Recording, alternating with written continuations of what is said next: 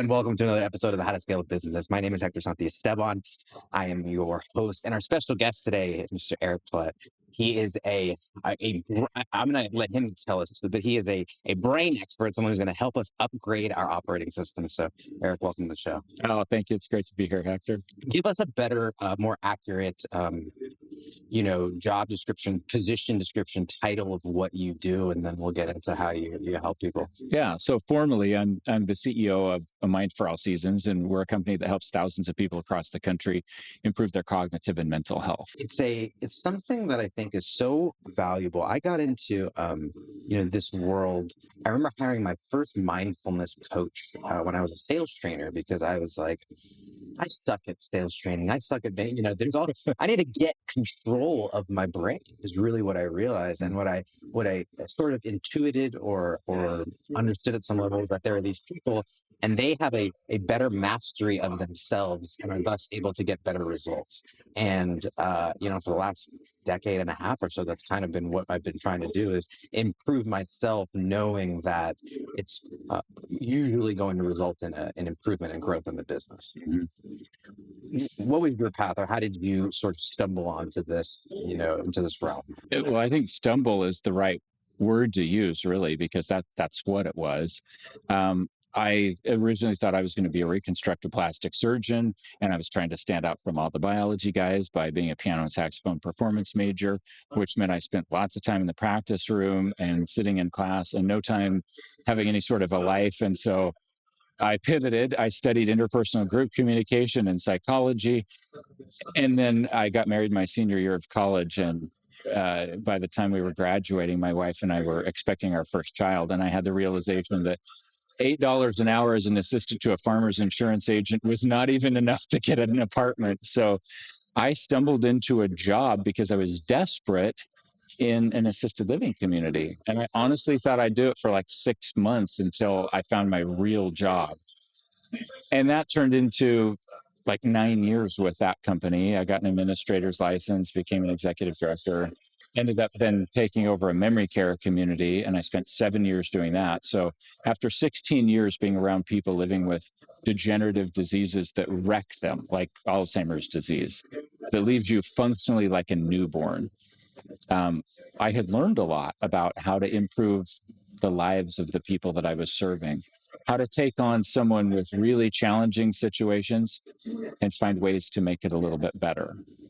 And there's a whole story of what led to jumping the ship and becoming an entrepreneur and starting a company in 2016. But I did, and I still didn't see what I now see today, because I was just going to be a solopreneur. I was going to have more control over my time and my life and my family situation. And then a year into it, some amazing things aligned, and I was able to meet my business partner, Randy Vaudry, who's our chief medical officer. And he and I had studied in two different but highly complementary areas. He's a brain health expert. He's done fellowships with some of the top researchers and brain science experts on the planet. And we went all in developing tools and systems initially to help people in assisted living do way better, like reverse symptoms of cognitive decline to one degree or another. That sort of organically led to their family members saying, well, you just helped Dad and add 10 points on a 30-point cognitive test, and he's got Alzheimer's disease. What could you do for my brain? And it's just kind of mushroomed from there. I never could have predicted the path, but how many entrepreneurs say, oh, I couldn't have predicted the path? Right. And especially, I think we're in similar spaces where I'd imagine, a lot of people say, oh, you kind of are where the puck went, or you're sort of lucky to be where, the industry went. And it seems that a lot of people are waking up to brain health, neuro health. They're waking up to the ability that, neuroplasticity, the concept and the idea of them needing to pay attention to their brain. Because I would imagine that 10, 20 years ago, that wasn't really on the radars of a lot of people. And so I guess my question to you is, what made you think that this was something worth building a business around? It's a great question. I really think, as I think about it and as I look back, Hector, it was about the impact that it could make in somebody's life. When you spend 16 years watching people go from being functional, active, wonderful adults to unable to wipe their own bottom, unable to roll over on their own, hardly able to put any words together. I think it changes you as a person. And because early in the initial stages of kind of developing our protocols and processes, I was seeing people back out of that. I was seeing people who hadn't talked in a couple of years start at least putting some words together or becoming more and more functional. It hit me to the core. It was so deeply impactful on the human level, but I also realized it was giving customers exactly what they wanted. I mean, we were changing the marketing message of some of these assisted living communities to, we have powerful tools to help you hopefully never need what we have as far as full-time care. And if that's not in the cards, if you already need to move in, our goal is to get you back home as soon as possible. Well, that's what the customer wants. So there's a business to that too. And it seems like you're, well, I don't know if it was intentional or intuitive, but there's all these aligning of things, whether it's, the health, business people waking up, and then you sort of coming online to what's possible, in the science and the supplementation and the health and all this. You're an avid learner, and I would imagine that, had you tried to start this business 50, 60 years ago, there wouldn't have been as much research or information, knowledge to be able to serve the people with. And so it seems like you're really taking advantage of something that is ripe to be taken advantage of. I think that's absolutely true. It's really been the last 15, 20 years that the knowledge has exploded and it's accelerating. And I think it's going to keep accelerating. But I'm grateful that it's opened so many more people's minds to even think about the concept that, hey, I'm not stuck with the brain that I have. I could do something about that. Right. My grandma, that had Alzheimer's and Parkinson's, and it was always just a very interesting thing because I never knew her. I only knew her post that sort of thing. And so just kind of growing up thinking that, oh, you're sort of doomed to this fate is it's sort of what I thought. Like, oh, we're just Mhm. we get it and then that's it. But it seems like obviously that's not the case. Um, to ask for entrepreneurs, what do you think are things that most surprise entrepreneurs, CEOs, business leaders about the brain, neural health? Like, what sort of things or misconceptions maybe do they have that you think might help them? Mm, I like that question. I think a lot of people fundamentally confuse what is common with being normal. I think people assume that it's just normal that as you get older that your energy level is going to start sagging, that your memory is going to get worse, that you'll just get foggy. And I think a lot of people kind of push that back and they try to ignore it even though they've got this suspicion or this fear that they harbor that things are just going to fall apart, so I got to do as much as I can right now. And in some ways that's self-sabotage because I think a lot of people push themselves too much when they're young. And maybe part of that for some people is the worry that I've only got so much time before everything falls apart. And I don't think it has to be that way. I think if I was to pick one other thing that I see lots of business leaders missing, and many of my clients are entrepreneurs who recognize my brain is my tool in this knowledge economy. We're not earning our living by brute force labor these days. And so they recognize I want my tool to be as sharp as possible. I need someone with expert knowledge to do that. And so we've served a lot of those people. And what I hear from them over and over is they'll come back and say things like, man, Eric, I thought I needed to reread David Allen's amazing book on productivity so I could get more done in my day because I just wasn't doing as much as I was when I was younger.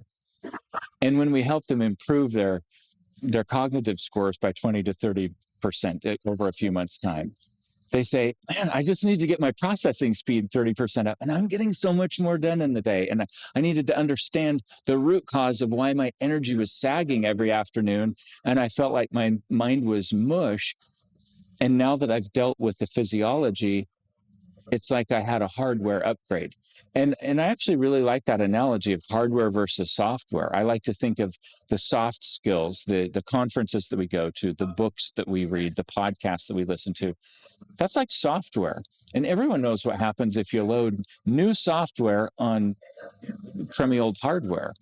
It just is never going to work as well. But ideally, you would upgrade the hardware and you'd keep learning and developing the software. And I think that's a dynamite combination. I see that over and over. Well, you think about the old axiom, work harder, not smarter. I mean, it is literally the not is the thesis of that, right? Is the exemplification of that exactly. And so what I think is coming online for a lot of people is that, like a bicep or like any other muscle, there are ways to grow, there are ways to improve it. You can brain train sort of things, and we've been having conversations at this event that we're at about ways that you can actually biologically improve and upgrade your hardware. What are some of your favorite, whether it's mindsets, tactics, strategies? Like, what are some of your things that people practically can do to upgrade their brain health? Yeah. Um, I, Setting biomarkers aside, because there's lots of stuff that could be measured to deeply personalize this. And I think all that stuff really matters at a deep level. But there's a lot of stuff you could never medicate or supplement your way out of. So I'll stick with that right now.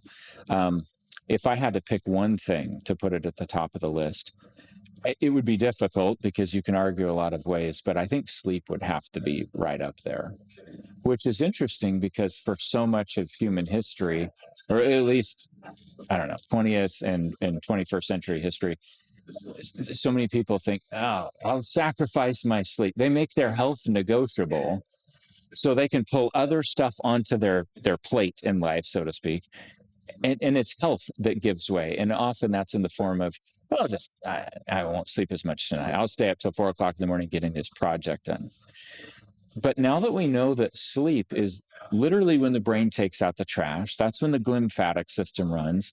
That's when, if you're asleep, your brain shrinks a little bit. The ventricles, the fluid filled spaces open up. Your brain makes about 1.5 cups of new cerebrospinal fluid, and it bathes your brain in that fluid to flush out the amyloid beta that builds up in the Alzheimer's brain, like your grandmother had. And it flushes out cellular waste and debris. And if you're not getting 7 to 8 hours of deep, restful sleep, then you're hosed as far as your cognitive functioning. You're definitely going to have a drop.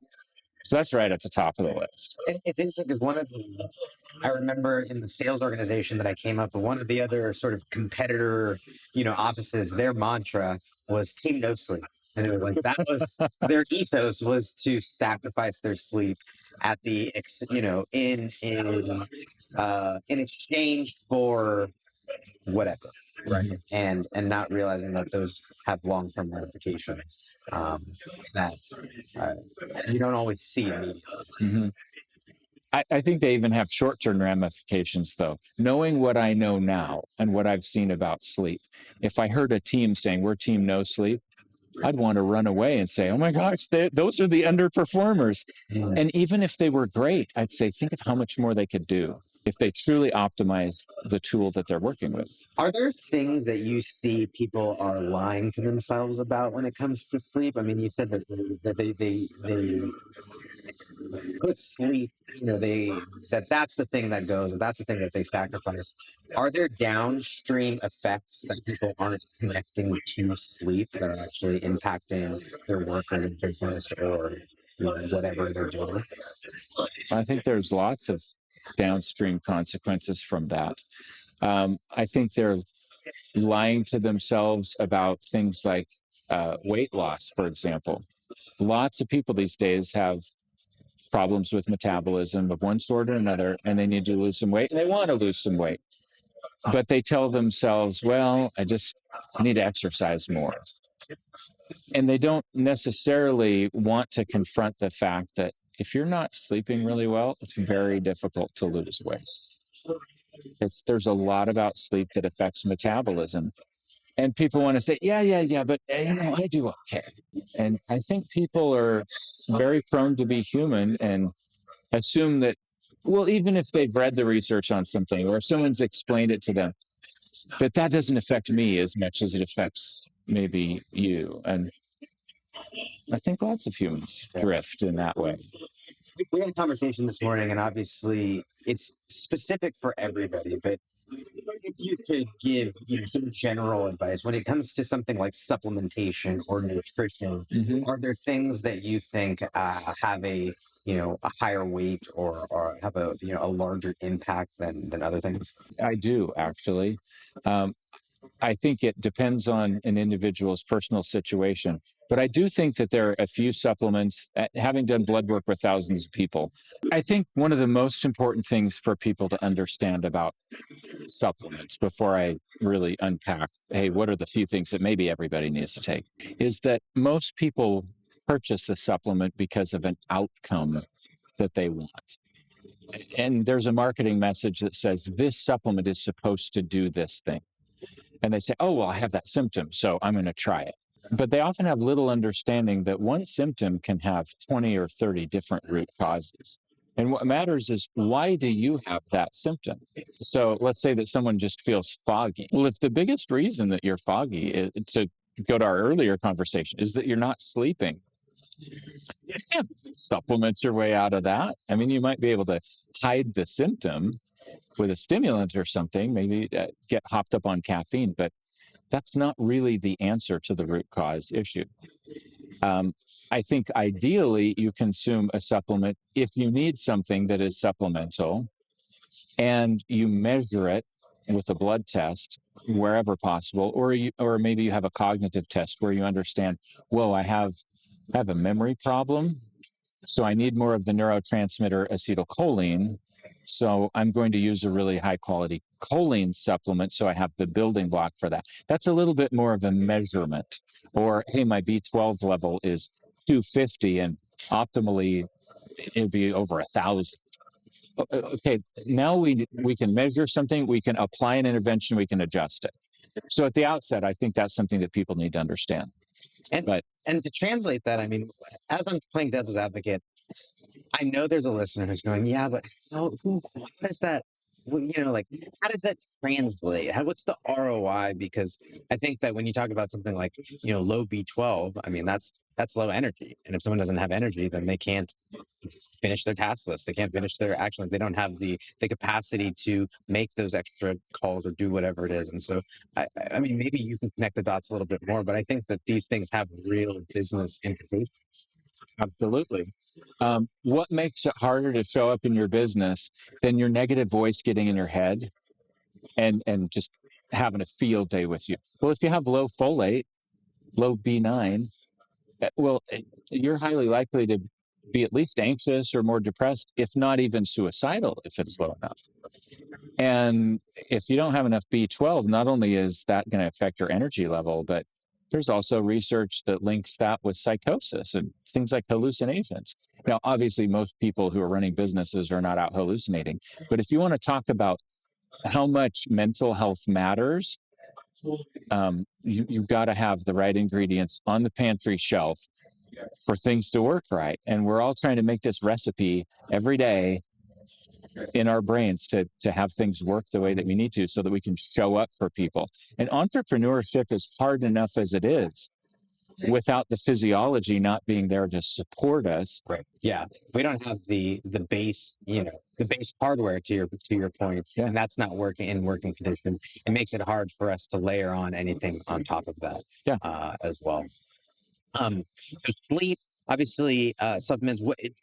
What else might someone take into, if they have a regimen or not a curriculum is not the right word, but what else might go into them taking care of their brain? Yeah, maybe I'll give you a summarized list and we can unpack any of them that you want to.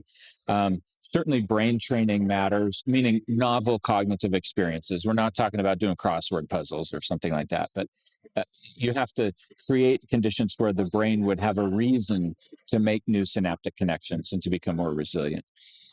Exercise is huge for brain health. There's tons of research on what exercise does and lots that we could unpack there. Diet certainly matters.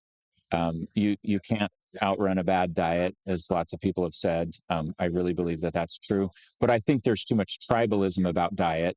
And there are too many people that think there's one diet for every human. And I think if they argue there's one best diet, then they probably don't understand physiology very well.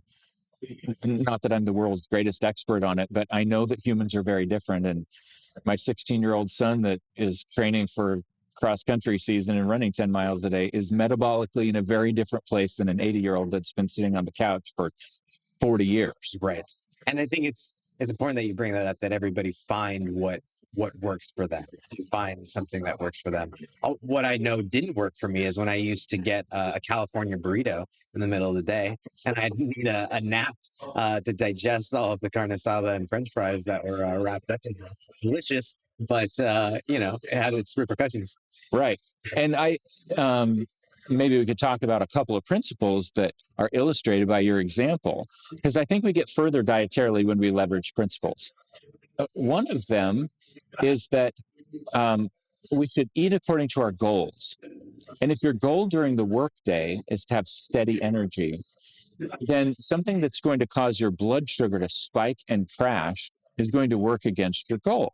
You wouldn't put carne asada burrito, California burrito, in that category. Does that qualify? Well, first of all, I love a really good carne asada burrito, so I just have to say that up front. But yeah, I mean, if you're pairing the rice and the carbs and all that, you know the consequence. You live through it, and so have I. Way better to just have the steak, maybe have an avocado with it, prioritize the protein and the fat, because we're not going to have so much of a sugar spike there. And that's going to keep our energy steadier. I actually eat very different during the workday than I do in the evening, or than I do after a heavy workout or something like that, because the goal is different. Right. So we talked about nutrition being one of them, brain training. Are there any other things that you think are helpful and valuable for people? Yeah, just a couple other things I'd throw on the list. One that's often overlooked and not understood as well as it should be is dental health. Lots of people who donate their brains to science and die with Alzheimer's disease are found to have P. gingivalis bacteria living in their brain. Well, that's the bacteria involved in gum disease. And there's a lot of things that can happen in the mouth where that bacteria could be leaching into the bloodstream, igniting an inflammatory response, and lots that we could talk about as far as how inflammation ties in. Telltale signs that people can know that they're, that they think is fine, but their dental health or their mouth is actually not? Well, certainly there are obvious signs. If your gums are all swollen and bleeding, you have obvious gum disease, or your teeth are deteriorating and in sad shape, then yeah, you can assume you've got some problems. But we've seen clients over the years that had totally normal, regular dental x-rays, but when their dentist did a cone beam CT scan that would look at things from a little bit different angle, it's a different type of imaging, they found pockets where bone was kind of etched away and they were leaching bacteria into the bloodstream. So certainly that might be a little bit more diagnostic, but other signs would be sometimes on a blood test, your high sensitivity C-reactive protein might be really elevated. That's a general marker of an inflammation. And one of the things that could trigger that would be a dental infection. So there are clues and things to look for. Yeah. I think it's just people coming more online to the importance of these things outside of just brushing your teeth and don't have a cavity or whatever it is. It's a little more than that. Yeah. What else? Anything else? We talked about supplements. I would also mention stress management.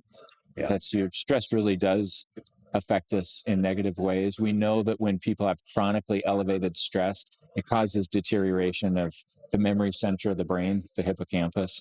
And that's also ground zero for most Alzheimer's cases. So I think the thing that people miss with stress management is they think it's all about eliminating stress as much as they can. And I'm a big fan of eliminating unnecessary stressors, but you can't get rid of every stress. And I don't think we should either. But what we neglect is intentional counterbalances. If stress goes up, then are we intentionally doing everything possible to have a commensurate increase in our counter strategy. Yeah, this is great. And I'm sad that we only have like, a half hour to get into all this. Um, I've got a couple more questions for you, but if people want to find out more about you, go deeper in your world, where's the best place for people to go? Yeah, the easiest is to go to a mindforallseasons.com. And if they want to take a self-assessment, even that looks at lifestyle factors and looks at even their understanding of some biomarkers, if they go to a mindforallseasons.com/energy, they can take a free assessment that's available to anybody and learn a lot about kind of where they are as far as their brain health. And in last question here, in your opinion, what is the secret to scaling a business?